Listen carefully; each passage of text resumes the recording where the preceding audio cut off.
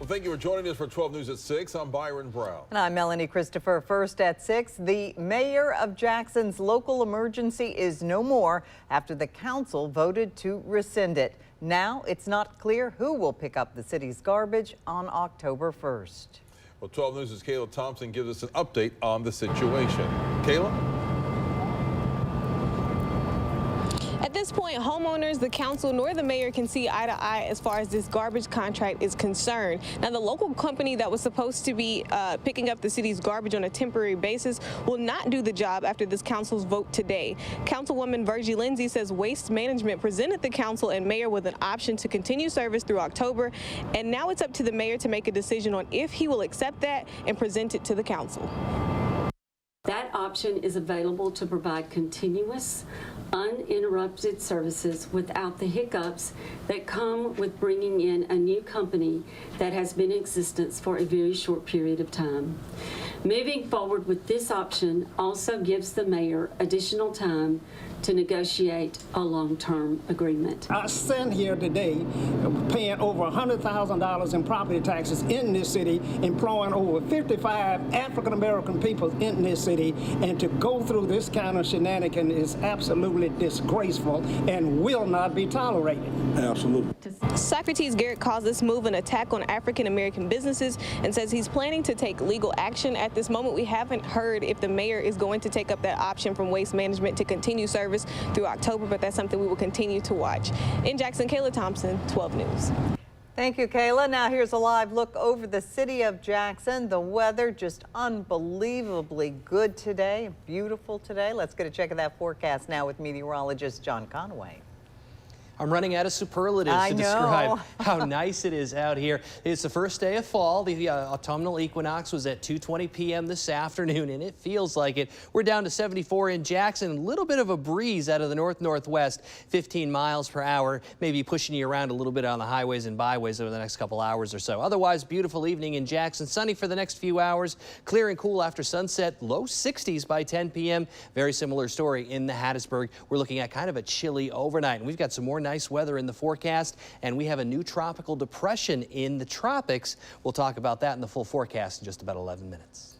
Thank you, John. The 5th U.S. Circuit Court of Appeals heard oral arguments today about Mississippi's felony voting ban. The ruling could potentially restore voting rights to tens of thousands of Mississippians. 12 News' Talon Taw has more on the challenge in federal court and what's at stake. The case brought forward is a challenge of Mississippi's lifetime voting ban and whether people convicted of certain felonies will be kept from getting to the ballot box. Today, oral arguments reviewed in federal court challenged whether Mississippi's lifetime ban on voting for people convicted of certain felonies is constitutional. Criminal law enforcement in Mississippi generally has a disparate impact. It's a challenge to a Jim Crow era provision of the 1890 Mississippi Constitution that remains in the books. Attorneys say the provision has been used to disenfranchise African Americans. The last remaining vestige on the books in Mississippi of that racist convention, and it's time for it to be removed.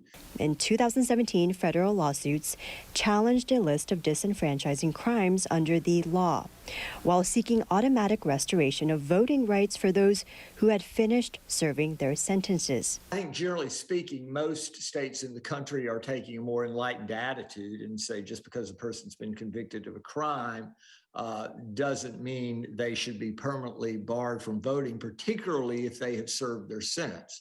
Earlier this year, a 3-judge panel of the Fifth Circuit rejected arguments against the state, which came back for review when the full panel agreed to take on the case. Both the Southern Poverty Law Center and the Mississippi Center for Justice filed their own lawsuits. And so I think this is a huge opportunity for us to not only get it right as it relates to voting, but get it right as it relates to the economic success for our state.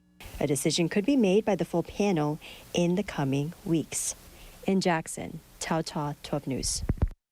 1,500 new coronavirus cases were reported by the State Department of Health today. Mississippi is now over the 479,000 case mark since March of 2020. 22 new deaths were also reported, bringing the total number of Mississippians who have died in the pandemic to 9,035. Big changes in the Rankin County School District. Masks are no longer required. 12 News' Gary Burton Jr. joins us live with what prompted that change. Gary? Today, the Rankin County School District Board of Education voted to change its mask required mandate to highly recommended. Now, back in early August, the district voted to require mask, and on August 25th, they voted to keep mask required again because of the number of positive cases and quarantines among the students and staff. But today, that all changed. Improved statistics made the board optimistic enough to switch to mask highly recommended. Now, today I spoke with parents about this decision, and the opinions are mixed. I think it probably should have remained mandated due to the fact that, although I guess the data is saying the numbers are trending down, but there's still, at this point, not a vaccine for those lower grades. I feel that none of the students should have to wear masks because, it's a health hazard. And as far as the coronavirus, everybody's taking the vaccine, so there should be no worry about it. And the district will continue to monitor data from the Department of Health as well as follow the governor's executive orders in making decisions going forward. Reporting live from the Rankin County School District, I'm Gary Burton Jr. Back to you. Thank you, Gary. Well, President Biden announced today that the U.S. is doubling its purchase of Pfizer COVID vaccine shots to share it with the world. He's also encouraging other wealthy nations to increase their vaccine contributions. The president convened the virtual Global Vaccination Summit as federal health officials consider a booster shot to some Americans. The president says the U.S. is stepping up, buying another 500 million doses of the Pfizer COVID-19 vaccine to share with the world, bringing the U.S. total to more than 1 billion doses. The only way to get this done is for everyone, everywhere, is for all of us to step up. To beat the pandemic here, we need to beat it everywhere. The AAP president also testified that more than 21,000 children have been hospitalized and 480 children have died as a result of COVID since the start of the pandemic. The latest COVID vaccine numbers from the state health department as of today, roughly 1,287,000 Mississippians are now fully vaccinated, and more than 40,000 people have received their third dose of Pfizer or Moderna. Happening this weekend, Walmart pharmacies across the country will host a free immunization drive on Saturday from 10 a.m. till 2 p.m. Customers can walk in to receive a variety of immunizations from COVID-19 to flu, and additional shots will also be offered. Insurance is not required to receive a COVID-19 vaccination, and other vaccines are covered under most major insurance plans. Many people across the country are in shock after seeing recent images from the border. They appear to show U.S. Border Patrol agents on horseback chasing and grabbing migrants. 12 News' Jalen Level talked to a former immigrant pastor about how he's processing all of this. Jalen? Melanie, it brings heartbreak from Haiti to Mississippi. The images are hard to look at.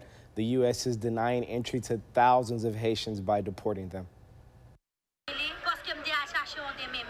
A video. Suno Justice tries to wrap his brain around. I am a strong advocate of immigration. He's now confused. We are supposed to treat each other with compassion, with love. The message he believes is missed. There are so many things that one can say. Heartbreak at those seeking asylum now living in tents, under traps, and sheets. Some 15,000 of them at the Del Rio International Bridge in Texas. It's painful. It's disheartening to see people go through all that. I know personally that there are legal channels of immigration. Many make the journey across Central America. While the traumatic situation grows, the president killed, thousands left homeless and hungry after an earthquake. This is not the way to come to the United States. Trying to enter the United States illegally is not worth the tragedy, the money, or the effort. Leaving a question of how the American government will fix this. As painful as it is, you have to look at it from a completely different perspective, not just based on what you see, looking at it holistically from every angle, from the angle of the immigrants as well as the people trying to control the influx of people. The Department of Homeland Security is executing what could be one of the largest mass deportations in decades to remove what's remaining of the nearly 15,000 migrants at the Capitol. For 12 News, Jalen Level, back to you.